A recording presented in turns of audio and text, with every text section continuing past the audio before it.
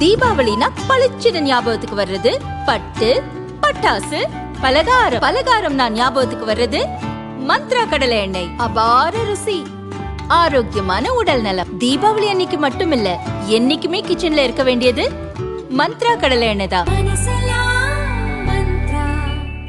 மதுரை தூத்துக்குடி தொழில் வழித்தட திட்டம் செயல்படுத்தப்படாமல் உள்ளது. நிலத்தடி நீர்மட்டம் குறைவாக இருப்பதாக காரணம் காட்டி தமிழக அரசு கிடப்பில் போட்டுள்ளது என தமிழக தொழில் வர்த்தக சங்க தலைவர் ஜெகதீசன் கூறினார். 10 மாவட்டங்களை உள்ளடக்கிய தென் தமிழகத்தின் நுழைவாயிலான மதுரையில் குறு சிறு நடுத்தர தொழிற்சாலைகள் தான் உள்ளன. தூத்துக்குடி, விருதுநகரில் மட்டும் கனரக தொழிற்சாலைகள் செயல்படுகின்றன.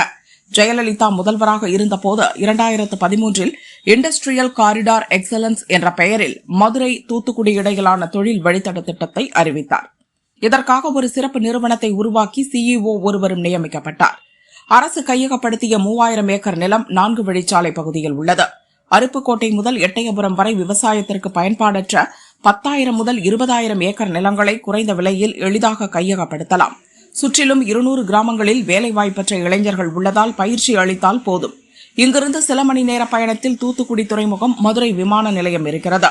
இந்த பகுதிகளில் நிலத்தடி நீர்மட்டம் சரியான அளவு இல்லை என்று காரணம் காட்டி திட்டத்தை தமிழக அரசு நிறுத்தி வைப்பது ஏற்புடையதல்ல.